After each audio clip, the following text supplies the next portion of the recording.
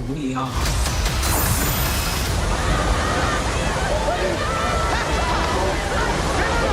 Plug your ears! It's McQueen.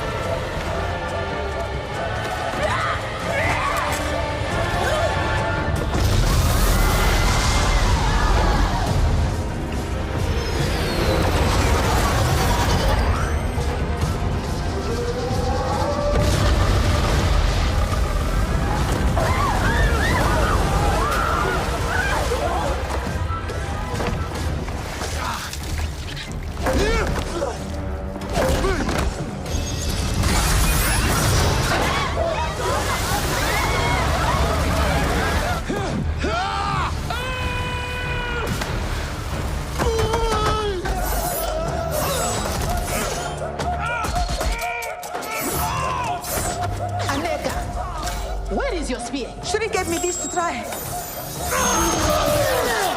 You know, I like them better. Our foremothers gave us this spear because it is precise, elegant, and deadly.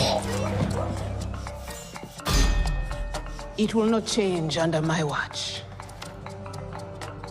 Yes, General. I told you not to bring them.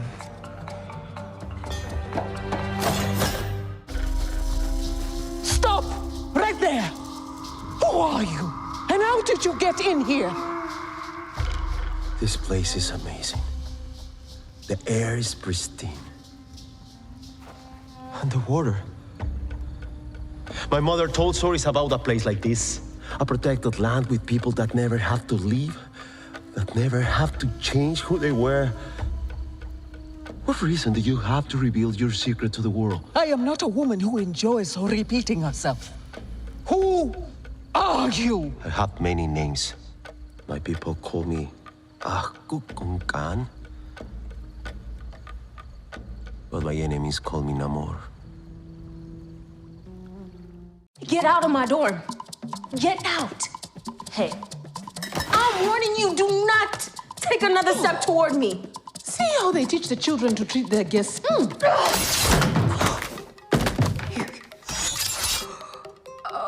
this spear in here? Who brought a spear in here? I like her. Hey, put it down, put it. You'll hurt yourself. Come on. It's all right, princess. Small girl. I am going to give you two options.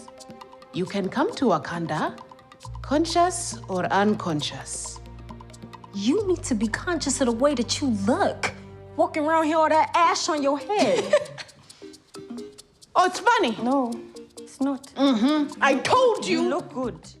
Welcome back, everyone. It's Charlie. This will be my new Black Panther Wakanda Forever trailer video. There's a whole bunch of extended clips that they released too, so we'll break it all down. There's just a whole bunch of Easter eggs, a whole bunch of stuff to talk about. If you're brand new to the channel, be sure to subscribe to get all the videos. Because the movie is coming out really soon, we're doing a giveaway for IMAX tickets. All you have to do to enter is be a subscriber and just post all your theories based on the footage in the video. I'm supposed to be seeing the movie in the next week, so if I get a chance to see it early, I will post a review video as soon as they let us do that. I know there are a bunch of questions about what's going on with the characters, like what is the future of Namor, what's the future of the new Black Panther, which seems like it's pretty much confirmed it's going to be Shuri now. There are a lot of questions about what's going on with Doctor Doom in the MCU because it seems like they're invoking a lot of Doom War elements from the comics, where he basically goes after Wakanda because of their vibranium. The report so far is that there is no actual Doctor Doom walking around in the movie, which I think is in line with our expectations. Like, this is all about setting up Namor, his people, the Atlanteans in the MCU, which they're calling Talocan, and setting up the future of Shuri's Black Panther. So there's already just so much stuff going on in this, and they set up a bunch of other stuff as well, as you would expect each Marvel movie, because there's a bunch of Black Panther spin-offs that they're going to be doing on Disney Plus and series, like a Wakanda Forever series. There's supposed to be an Okoye series just for her as well. So based on reports, it sounds like what they've done is that you have Doctor Doom in the background just kind of pulling strings, but nobody actually mentions the name Doctor Doom in the movie as far as we know. One of the big ideas in the movie is that Namor's people are threatened because you have this research team of regular humans looking for vibranium in underwater places, and that's how they find his city. Like, the teams that are going after vibranium in the underwater lab here, all the humans, seem like they're working for Lake Bell's character, who I believe is playing a version of Lucia von Barda, one of Dr. Doom's chief lieutenants from Latveria. And that's one of the only references we actually get to Dr. Doom legit in the movie, like reference to her character and her backstory. So it seems like he's trying to find vibranium and using this team, but we don't actually find out that it's really him who's behind everything until a little bit later in the MCU in some future movie or Disney Plus series. They did just screen the movie, and there was only one post-credit scene, so no spoilers for what was actually in that. But typically, Marvel movies have two post-credit scenes, like there's a mid-credit scene and an actual post-credit scene. So a lot of people are wondering if they're going to add a second post-credit scene after the movie comes out in theaters, and they didn't show it to critics or to people who saw it early because it's such a big spoiler. And that could be a Doctor Doom scene, but I'm not going to hold my breath on it.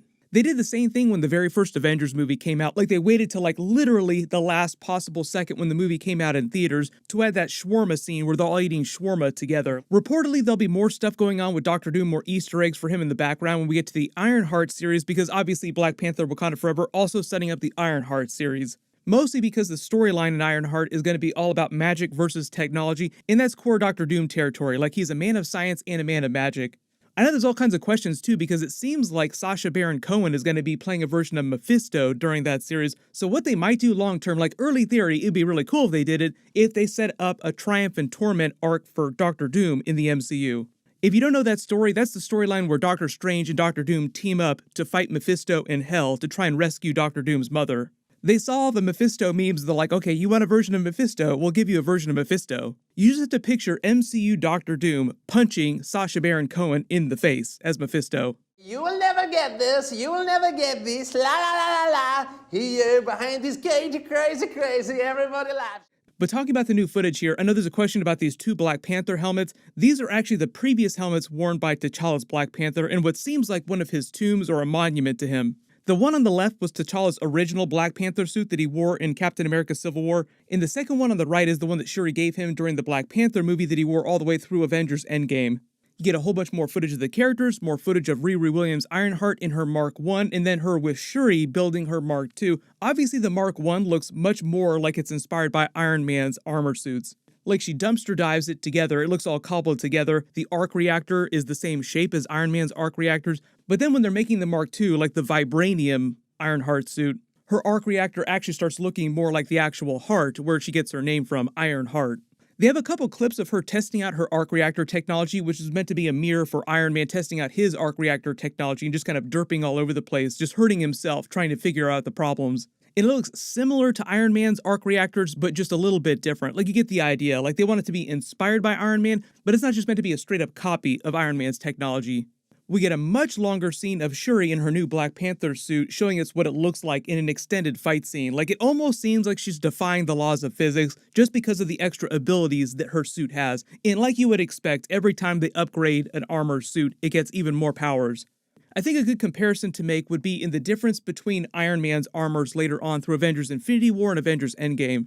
So like T'Challa's last Black Panther suit did have nanites in it. It worked a little bit like Iron Man's suit with the way it formed around him. But it seems like what Shuri has done is taken that a step further, and it's much closer to the difference between Iron Man's previous armors and his Infinity War and Endgame armor, where her new Black Panther suit can literally make anything around her that she might need, any kind of weapons, any kind of technology. Like, it forms the Panther hand cannons that she used during the first Black Panther movie, but they just form out of nanites, so they go away when she doesn't need them. Then there's a clip of Namor actually flooding Wakanda during their big invasion, and obviously that's a big Easter egg for the more recent Phoenix arc, where a bunch of different characters got the powers of the Phoenix. Namor uses it to trump Black Panther and get a big one-up on him in their long-standing beef by completely flooding Wakanda, killing a whole bunch of people.